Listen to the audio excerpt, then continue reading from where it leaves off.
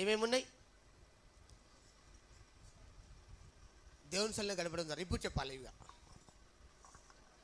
సంతోషము, సమాధానము, ధైర్యము, ఆనందము, క్షేమము,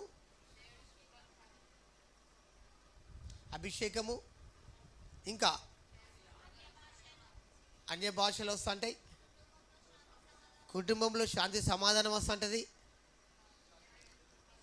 మంచి ఆరోగ్యం వస్తుంది, విశ్వాసం పెరుగుతుంది, జ్ఞానం వస్తుంది, మంచి జ్ఞానం, ఒత్తిడి లేని జీవితం ఉంటుంది దేవుని సన్నిధిలో గడపడం ద్వారా. దేవుని దర్శనాలు చూస్తుంటారు దేవుని సన్నిధిలో గడపడం ద్వారా.